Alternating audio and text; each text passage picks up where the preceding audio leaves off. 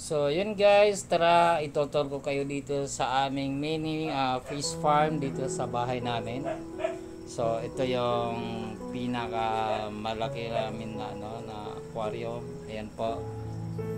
So isang metro ang haba, 1 meter ang haba. Yan. Yan guys. Tapos ang laman dito sa malaki na to guys na isda, ito ay tinatawag na oranda at saka yung isa rancho naman. Siya, bilis nila lumaki guys. Ayan, ang ganda ng itsura. Natutuwa ko niyan every time na pagdadating ko galing sa trabaho, lalo na sa gabi. Lalo na to, ang ganda, kakaiba niyan. Parang tilapia pero oranda siya na isda. Okay. So yun, tapos meron yan dito guys, mga maliliit pa, yung mga moli na tinatawag, yung gapi. Ayan po. Maganda ulit ng itsura. Pakita ko sa inyo guys. Ang hirap lang hulihin. Ayan na. So guys, tingnan nyo guys. Oh, ganda oh, diba? Ganda niyan guys, napakaganda. Sinong gusto bumili guys, dito na kayo bumili. Mura lang yan. Ayan. Ano na natin, baka mamatay. Baka galitan tayo ni Shad. Ayan, ganda niyan. Tapos ito pa, may papakita ko sa inyo. Hirap hulihin lang. Ganda, ang ganda ng mga isda na to.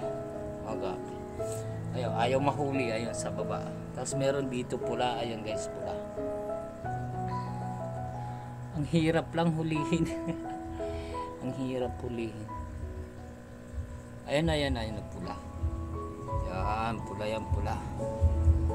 Yan, pula. Ayan guys, pula. O, diba? Yan. Yan. Yan, diba? Pula oh. Diba? Ganda oh, nakakatuwa.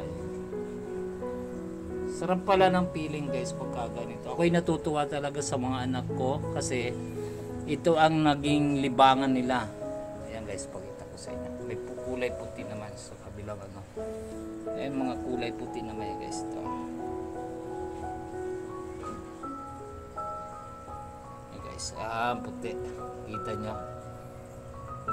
O purang brown na may pagkaputi. Ganda ng pagkakaano ng kulay guys. So yun, sabi ko nga kanina, natutuwa ko guys kasi ito yung naging bisyo ng mga anak ko, ni Sean at saka ni Cedric, yung dalawa kong mga anak na lalaki, si Cedric at saka si Sean. Kakatuwa hawakan. Ganda ng tsura kasi natutuwa ko kasi ito yung ginawa nilang bisyo. At the same time nakakatuwa. Tapos ayan, nakakatuwa talaga tignan pagkaganito. Kagaya ngayon wala akong biyahe, tapos kanina nag-ayos sila dito kasi meron sila gagawing paanakan ay paitlugan. Pakita ko guys. Ayan, papakita pa, ilas lang tayo. Ito may bagong paitlugan. Ito naman rancho. Ito guys, rancho, pakita ko sa inyo. Ito yung nila, bali mga anak. Ayan guys, ayan. Oh, laki. Ang amo nito, guys, ang amo niya, hawakan. Ayan. Yan ang hintayin nating mangitlog kasi yan ang mag-breed talaga. Pati yung isa ito. Hawakan natin. Hindi sila masyadong mailap. Ayan guys, ayan. Oh, diba? Kakatuwa, oh, grabe. Sarap ng pili pag nakahawak pala ng isda, oh. Ayan, okay. Saka meron pang dalawang maliit yan dito. Ito yung magiging nila, paitlugan talaga. Bali kanina lang nila yan ikinabit dito. Tapos dito guys sa kabila meron pa yan mga maliliit, mga moli. Ayan. Ayan o, gapi, mga gapi. Ayan o, nagpaka lang sila. Pangiti lang. Ayan, mga moli yan guys, moli, diba? Tapos dito sa taas meron pa yan, puro gapi lang siya guys, puro gapi.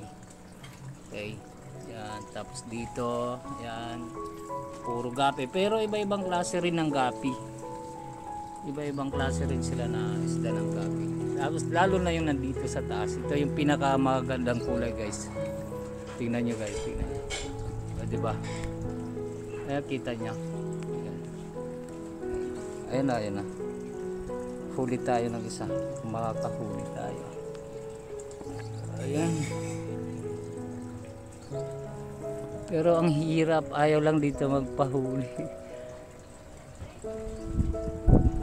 Meron sana ito, kulay pula sana. Ayan na. Ayan na, ayan na, ayan na, ayan na. Ayan na, ayan na, ayan na guys. Ayan, nakakuha tayo ng isa. Oh. Ganda ng kulay niya, no? O, di ba? Ayan, ganda ng kulay. Kita niya. Grabe. Nakakatuwa talaga. Tsura. So, yan, ayan, meron pa dito. Ito pa, oh. Ayan, ganda. Ito, muli. Muli naman ito. Ano natin? Ang hirap ang mga... Ay, ito, huli ka. Pakita lang kami. Kita lang. Pakikita ko lang sa kanila. Guguluhin natin. Para makahuli tayo ng isa.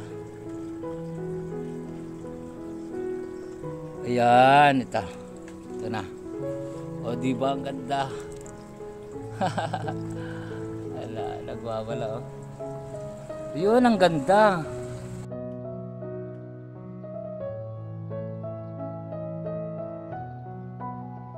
Yan ang red dragon. Ganda ng kulay, itsura niya, oh. Kaya lang hindi ko na madukot. Ayan. Ayan, maliit pa kasi. Zoom in natin. Hindi ko alam kung mag-zoom in natin. Ayaw. Ayan, o. Ganda niyan. Medyo malabo lang yung kuwi. Pero ang ganda ng isda na yan, guys. Yan, guys. Ayan. Pakita ko, sana makita nyo. Ang ganda niyan. Parang pating yung itsura niyan yung isa doon. Ayan na. Ayan na. Kita nyo yan. So yun, medyo marami na rin yan, guys. Kung sino ang gusto rin mag-alaga ng ganitong isda. Ayan, PM nyo lang ako. PM nyo lang. Ayan, PM lang. Magpaparami tayo ng isda. Diba? So ayan. Pakita ko lang ulit. Ito yung rancho. Lapit na. Bait talaga nito. Mabagal lang kasi yan sila lumangoy. Bagal lang. Oo, di ba? Oo, di ba? Ano lang siya. Ayan, isa pa. Oo, di ba? Oo, ang bait naman, oh. Di ba?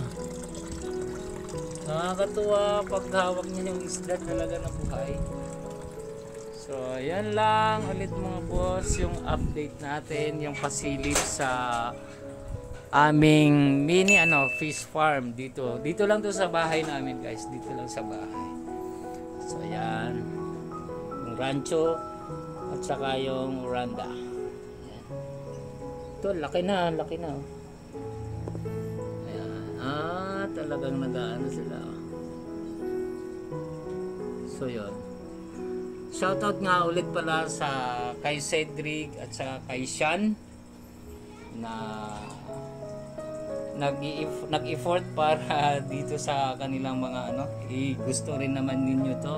Shoutout sa inyo at salamat at sana mapalago nyo pa itong ninyo libangan sa mga isda na to. Saka yan, guys, yung mga pagkain nila online na lang binibili nila yan. Saka ito nga pala, pakita ko yung parang filter. Talagang ganyan lang daw, bawal hugasan kasi may gamot ata yan. Okay, ito naman meron kami dito pala para panghuli. Yung parang mga shrimp. Ayan. Mga maliliit lang. Parang nasa ilalim. Iwan ko kung makikita nyo. Sa ilalim lang. So, ayan sila yan. Okay. So, yun lang muna mga boss. I-update ko kayo, guys, pagka nangitlog na yung rancho doon sa bago nilang lalagyan. Yung rancho na yan. Kasi yan ang ano ng para dumami. Yan ang breeding area nila. Kaya yun, update ko na lang kayo para makita niyo rin kung gaano karami yung itlog nila na produce kumbaga. So yun lang guys, maraming salamat. Ayan. Shout out sa aking team, sa Team Makotri. Shout out sa inyong lahat dyan. Ayan, kay Vince Lin, shout out sa partner ko. Ayan, shout out. Mr. J, shout out. Ate Fe, Kuya Katambay. Sa lahat ng mga kaibigan ko sa YouTube. Ayan, shout out po sa inyo lahat. So yun lang guys, maraming salamat. God bless po sa ating lahat. Peace. Oh.